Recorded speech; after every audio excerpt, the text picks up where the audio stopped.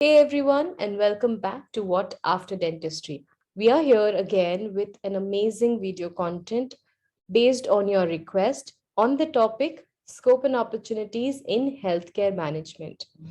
To discuss this today, we have with us Dr. Moona, currently working as a network auditor with Aetna in Dubai.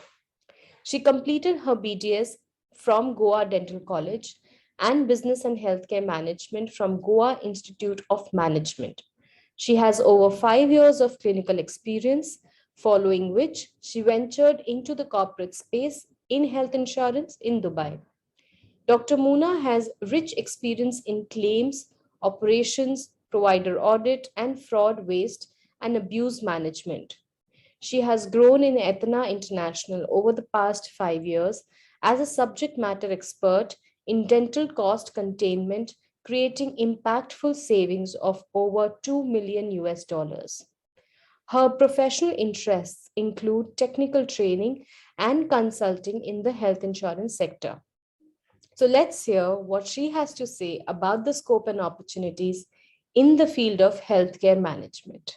Hi, Dr. Moona. Welcome you on our channel, What After Dentistry, to talk about the scope of healthcare management in UAE after BDS or MDS. So, welcome you once again. Thanks, Dr. Shireen. It's a pleasure to be on your channel.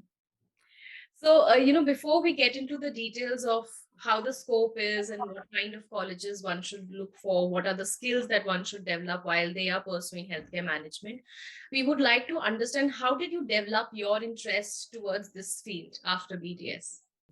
So I think it's somewhere around my third year of BDS that I realized that this is probably not what I want to do for the rest of my life, like clinical practice. Um, I wanted to see what else I could have done with this degree. So I started to look at what other options are available. So I looked at all sorts of things like clinical research and medical writing and coding. And healthcare management also was one of the things that I looked at. And after doing my research in all of these fields, I felt like this was something that was the closest fit to my personality. It offered me a lot of opportunity to say meet new people and work in collaboration towards introducing, for example, operational efficiencies. So I think it wasn't an answer that came to me directly. It was something that I worked on, I read about, I spoke to people about, and only after doing a lot of research, I realized that this is an option that would probably suit me the best. That's amazing. And for the audience, we get a lot of questions like which college should I opt for? So can you give us some five best colleges or good colleges that one can think of when they want to pursue healthcare management in India? My advice for students who are looking at healthcare management would be, and especially in India, would be to look at what's the most current list of the top 20 colleges offering this course. That's the list that changes, I think, year on year. Not so much in terms of a completely new college gets entered into that list, but the order, the ranking of the colleges does get shuffled around based on a lot of factors. Mhm. So you can start with searching for this list in Google for your particular interest. Start with that, and then once you have narrowed down which college you might want to look at, a list of about 3 or 4 that you might want to look at, then there's a lot of things that you have to look. For example, what is the what kind of staff is there? What kind of lecturers are available on the roster for this college, right? What's their qualification? What kind of a background do they have? Are there any guest lecturers who come in from the industry who come in, talk to you about what's the current picture of how these companies work and what your role would actually look like in reality? You want to see what has been the past track record of placements with this college. You would want to see what kind of salaries are being offered for campus placements in these colleges. Then you would also want to see some sort of, what the campus life is like, because that's also a very important part of learning. It's not just the academics that builds you up for your next career move. It's also the experience that you have with your peers. So that's also very important. What kind of campus activities are available? So these are the pointers that I would give for people who want to look at colleges in India. I don't think I have a list as such that I can share. Correct. I think these are very, very important factors and points that one should definitely keep in mind while they are selecting a college or an institute for themselves to pursue a course in healthcare management. I think very well said. So all the audience, make sure that you have these points written down somewhere so that when you select your college, you always have a list or points you would like to look at and then select the or choose wisely the correct college for yourself. Yeah, absolutely. So this is about India. I'm sure the factors would remain the same when I have to select a college outside India. But even before that, I need to select that which country should I pursue this course from. So any suggestions on that front? I think that would be a very personal choice. It would depend on, for example, I chose Dubai because it's also very close to India. So I've got family back home who I would want to be close to, reasonably close to, because from Dubai, India is just about a 3-hour flight away.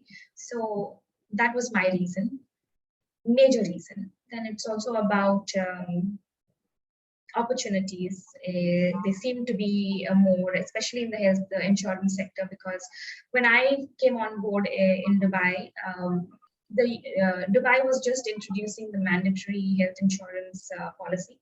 So everyone who had a working visa in Dubai would have had to have a health insurance on their visa. So that was something that was, just an upcoming event, and there was a lot of scope for people with this kind of a background. So that's also something that I would say, look at all of these things. Salaries, yes, you have to see what kind of pay structures are offered. You have to see what are the tax implications. Dubai, for example, does not have income tax. So that's also a major benefit that you get from working in a place like that.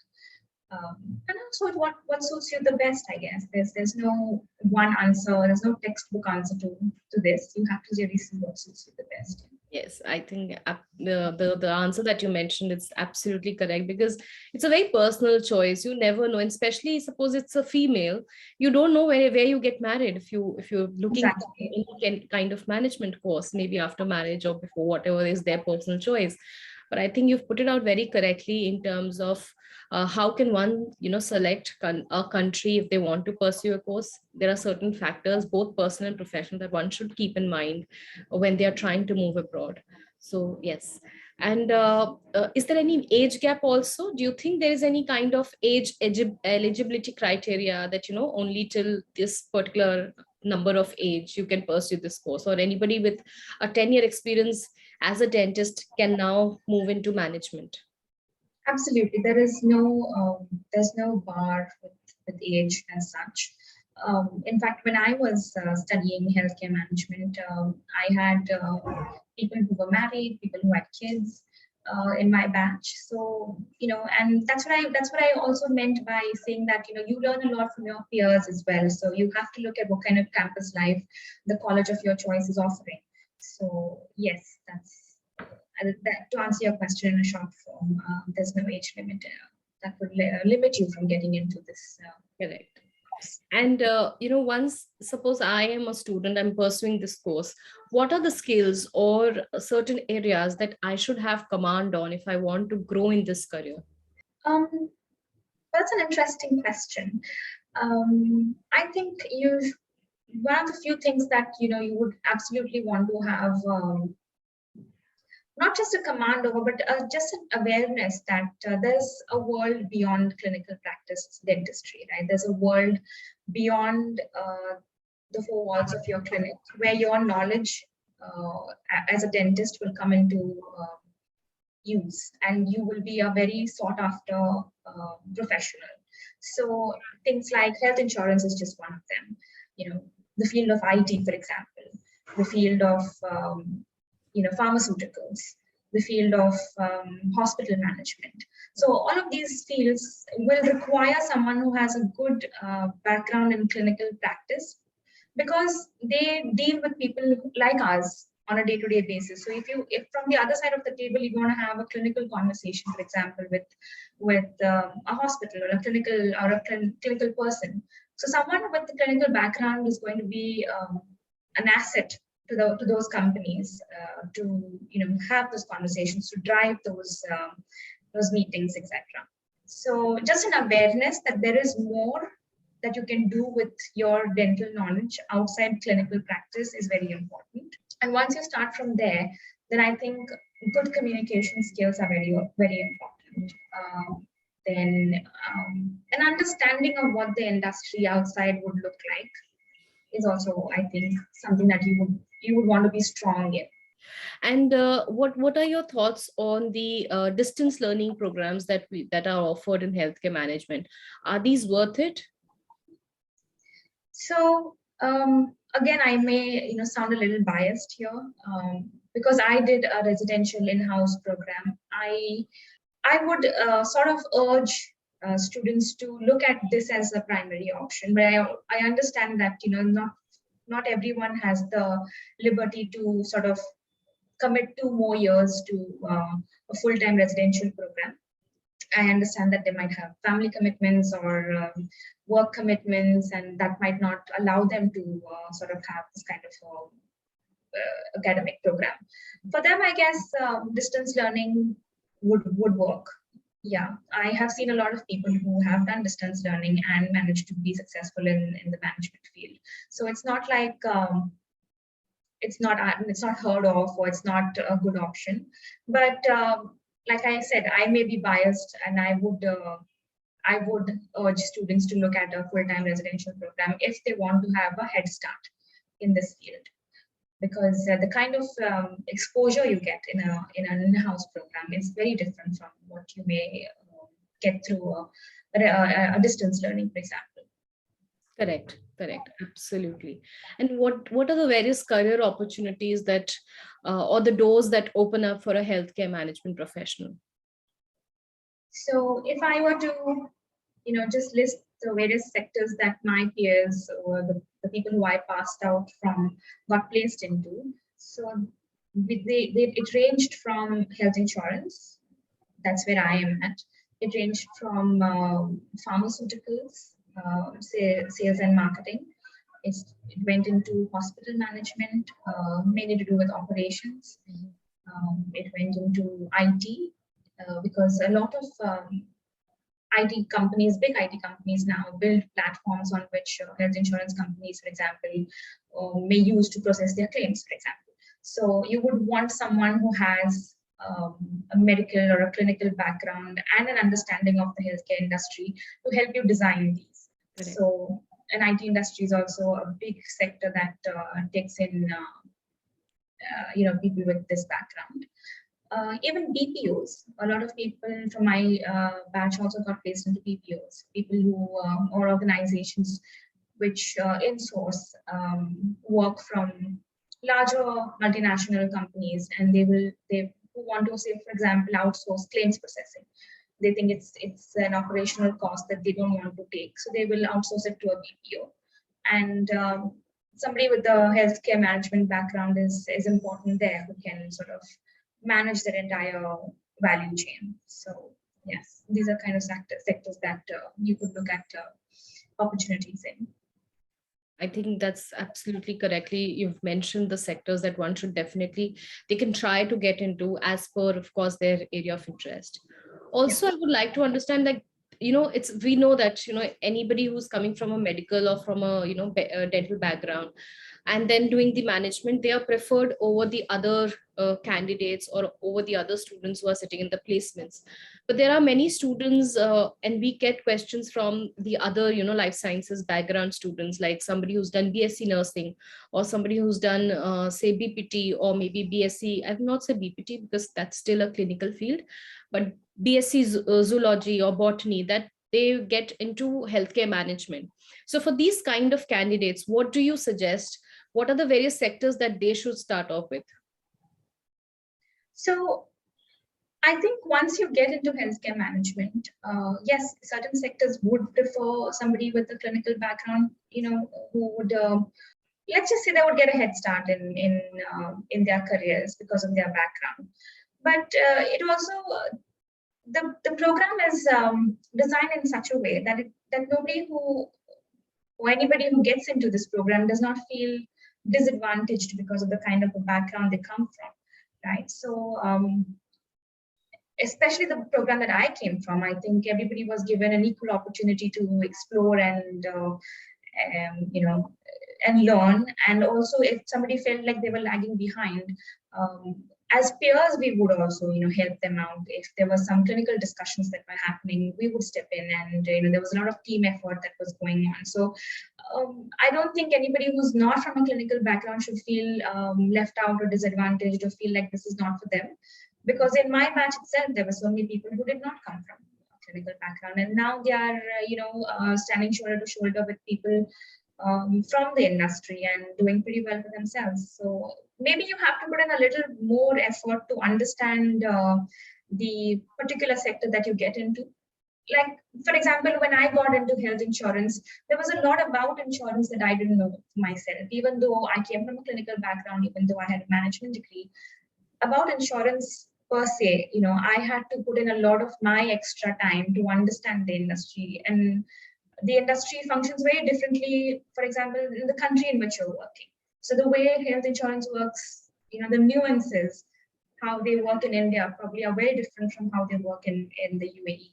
So no matter what background you come from and no matter how well you did in your management program, you will have to put in your effort to understand the sector you're working in so that you are able to do well for yourself. And that's something I think you owe to yourself to do, right? So yeah, Correct. the Correct. background is material there. Yeah. Yes, absolutely. So all your audience, and especially people who have been asking us questions coming from healthcare, allied healthcare background or life sciences background, when you get into healthcare management course, a proper regular course, as she correctly mentions, even I have done this course, and our batch was full of people from clinical background, from life sciences, from other, even in my batch, there were people from engineering background as well.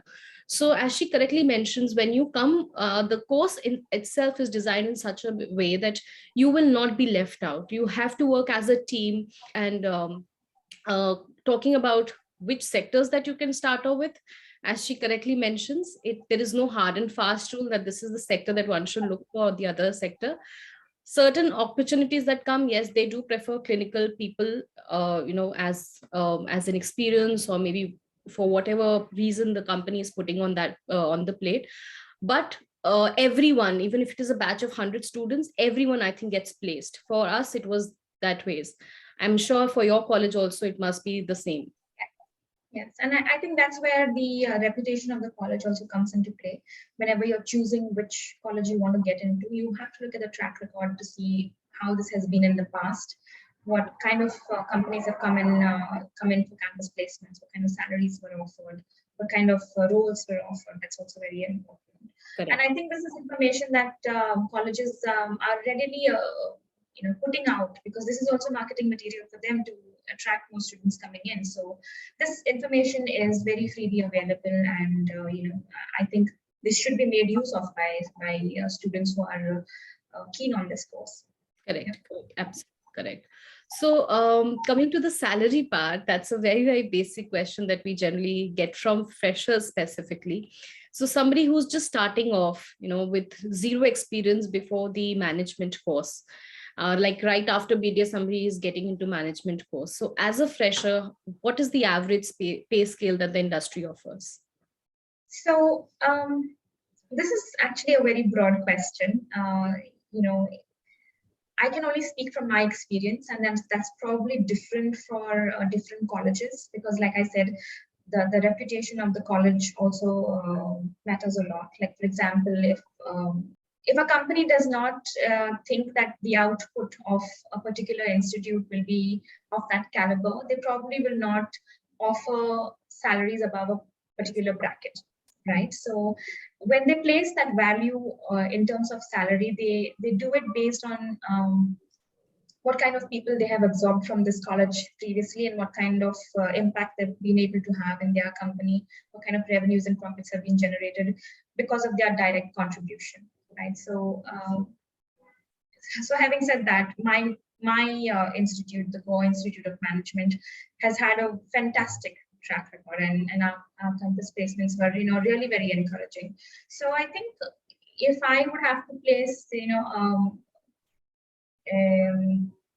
like a ballpark figure around salaries, it would be somewhere around 8 to 12 lakhs per annum. That was when I got placed about 7 years ago, I guess. Yeah, I think. So I'm sure that has progressed in the years that have passed by, and I don't think this information is any like what I'm trying to say is basically I think people should do their research to be more relevant in this time frame. So what I'm telling you now is something that has happened 7 years ago. So to be honest, I'm not sure what is the starting salaries at the moment, but like I said, colleges are very, very open about this information. They will always put out this information in their brochures, for example, when they send it out to prospective students for the next coming year. So this information is going to be readily available there. Correct. I think that's absolutely correct. And also to add on here, you can always say, suppose you've chosen two of the colleges, you can always connect to the alumni of that college through LinkedIn or through other social networks. I think LinkedIn is the best source for professionals. So you connect with the alumni, and then you can ask them whatever relevant questions you have in your mind to select the right college or institute for yourself. So all this information, as she mentioned, is freely available. It's there in the brochures. It's there on there. All the colleges have now social pages. So all is broadcasted on the social pages. Also, you can connect with the alumni and find out that whether this information is correct or not, if you still have some doubts. So I think that's, amazingly you've put it. And that's very correct that what you have mentioned.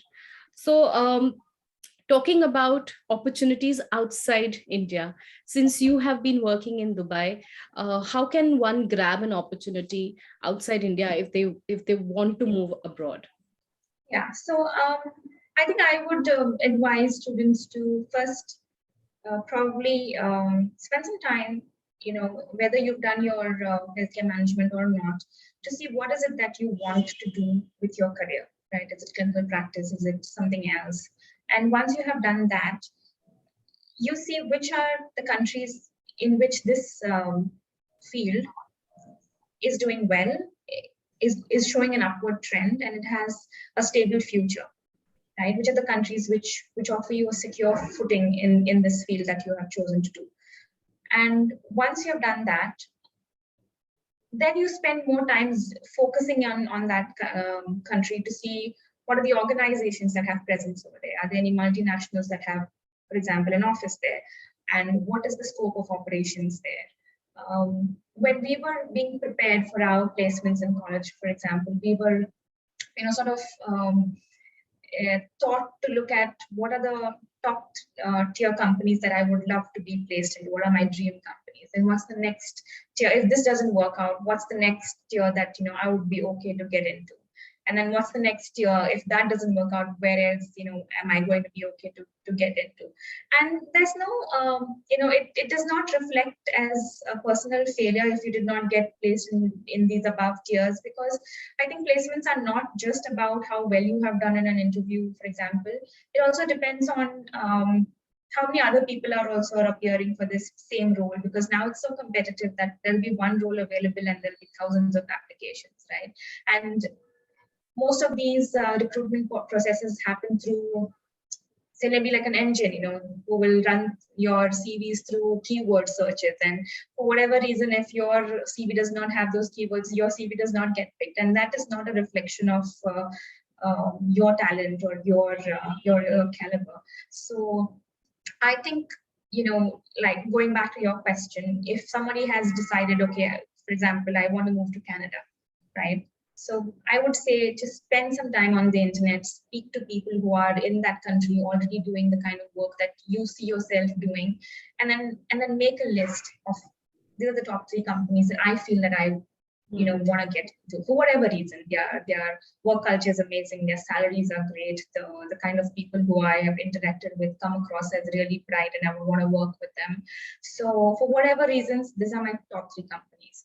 Then you say to yourself, okay, for I have not been able to get into these companies, what are the next 3 companies that I would look at? Things like that. So that's how you prepare, and even have a plan B for countries. For example, if Canada doesn't work out for me for whatever reasons, what is another country that I would be comfortable going to? Does the climate suit me? Is it close enough to my country back home? To how is that going to work, and things like that. So yeah, that's how you do it. Yeah, I think these are very, very good points to know, and one can, use, and one can decide basis which countries they should go for, and then try out the opportunities there. Yeah. Correct. Any other? Because healthcare management is a very, very broad subject, right? It's also different sectors. For example, there's pharmaceutical, hospitals, health insurance, there's IT. These are the broad sectors I've spoken about. In those sectors also, there are verticals that you would want to be looking at. Is it operations that I'm interested in? Is it marketing am I interested in? Is it, what really, maybe I get into a great company, but that profile is really not what I'm looking for, right? Maybe I'm not a salesperson at all, but I'm getting a sales job in my dream company. What do I do then, right? So these are questions that I think you really have to spend time to know yourself and to visualize what your career is going to look like, and only then can you have conversations around countries and companies and roles. You have to know yourself, and you have to know what is it that I want to do. Otherwise, you could be placed in a fantastic company and a role that does not suit your personality at all, and then you'll just be miserable. So I think I would say start with spending some time knowing yourself. Correct. I think that's very, very important. And we also keep on saying the same thing, that it's very important to identify what your area of interest is, what are the various factors. You have to keep your personal life also in place, or in when you're deciding on, especially when you want to move outside India. Your family is here, your friends are here. You're going to a totally different world altogether. So what is that is actually driving you? I think that's very important, what should definitely keep in mind. So any suggestion on the certifications or extra, continuing education programs that one can look at in healthcare management to grow themselves in the career? Yes, of course. There's no end to learning really, and I think those certifications really come as a next step once you have gone through, or when you're reasonably sure around what sector I want to spend the next, say, 5-10 years of my life doing in, and at what rate I want to progress. Then those certifications become very specific to that field. Like, for example, I am doing a certification course in CERT CII. I've just completed that, and I'm now pursuing the next level. So that's a certification that's very specific to health insurance or insurance in general. And because I'm in health insurance in this space, that certification becomes very relevant to me.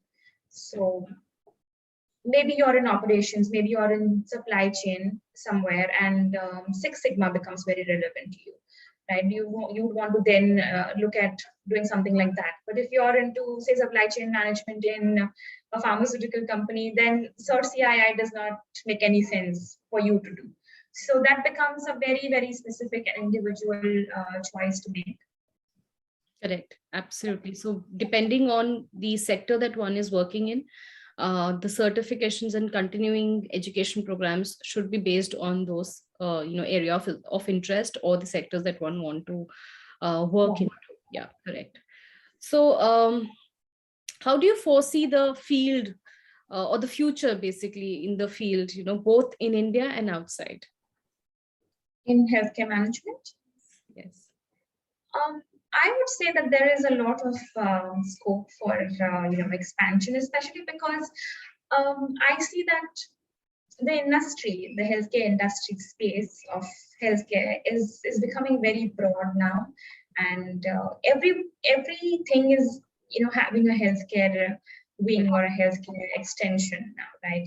If you just look at, say, for example, I don't know, like Samsung, and they have wearables now who track your heartbeat and your blood pressure and your ECG, and so they are a tech company who maybe say 10 years, 15 years down the line had nothing to do with the healthcare space, right? But they are there. They are trying to somehow get into the space to see how is it that they can capitalize on it, and everybody now is also becoming very aware of their health, and they're trying to take care of it. And so the word health has become an everyday topic. Everyone is talking about it, everyone is interested in it for their own sakes, or for people that they're surrounded with. So as an industry, anything to do with health now is going to be very, very I think relevant, especially after post the pandemic. Everyone's really aware and everyone's really concerned about their health. They will do whatever is required to make sure that they are going to be in a good shape. And I think it's also one of those industries that don't get directly impacted by things like recession. No matter what happens, you still need to have hospitals, you still need to have insurance, you still need to have your medicines. So it would be wrong to say that it's like it's impervious, but it's definitely not something that gets a direct hit from say a recession, like how a construction field or a financial sector would be directly hit by. So I mean, that's just a tangential point, but the healthcare industry, I think, is really something that is on an upward scale and booming, and I think it's here to stay. The growth is here to stay. Yes. So yeah. And if you're someone who wants to branch out of clinical practice and explore that space, like I said, it's really vast and it's evolving at a very fast pace as well. So you really need to spend some time to see where in that entire universe of healthcare do I really fit in, what resonates with me, and what do I see myself spending the next 5 to 10 years of my life doing. So yeah, I think it's a great industry to be associated with. Correct. So your last tip or advice for the audience? I think I've already covered that. I would say, because I've had conversations with budding students who want to look at getting out of clinical practice, and the kind of questions they ask me, it seems like very generic. It's like they've heard of these terms somewhere. They think about marketing, they think about operations, and they have a very different view of their concept around these terms is very different from what actually happens in the industry. So and also the questions are very how easy is it to get a job, or how can I grow from here to there, and things like that. How is it to get a promotion? I think those are questions that you ask at a very later stage. For me, I think what's important, and I want to repeat myself, is spend some time understanding what you want to do, and where you see yourself spending, because I think a career is like you're spending 8 to 10 hours a day doing that job, and you better really enjoy it, because otherwise you're just going to be unhappy with the choices you have made. So when you're in dentistry, one phase is already done, right? The next step offers you really that space to make a conscious decision.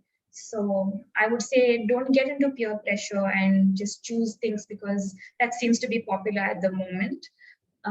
Spend time really understanding yourself and see what roles suit my personality, and whether I'll be really be happy doing what this role or this company or this field is offering me. So that's my advice to them. Absolutely. I think this is a very, very good piece of advice that you should all take home from this particular session in our conversation, it's very important to identify your niche or your area of interest. Identify yourself, as she says. You need to identify the sector or where you see yourself in this. And this is a very, very typical interview question also, that you will generally be asked when you sit for interviews, that where do you see yourself 5 years down the line. So I think your internship time is the best, where you can utilize and visualize yourself to see where you will be 5 years down the line, and then take a wise decision as per the answer that you get from within. So thank you so much, Dr. Moona, for sharing all the insights on how can one grow in this field of healthcare management after BDS. So I think your insights and the pointers that you've shared are really, really amazing. And these are something that one should definitely look at. So thank you very much for sharing all the insights. Thank you. It's been a pleasure. All you audience, if you have been listening to our session, thank you so much for patiently listening to our session. We are also going to have another session with Dr. Moona on what are the scope of opportunities that one can look at in health insurance, because she's been working exhaustively into health insurance after BTS. So we are going to have one more session on this particular topic with her. So stay tuned. I will see you in the next video. Until then, bye and good luck.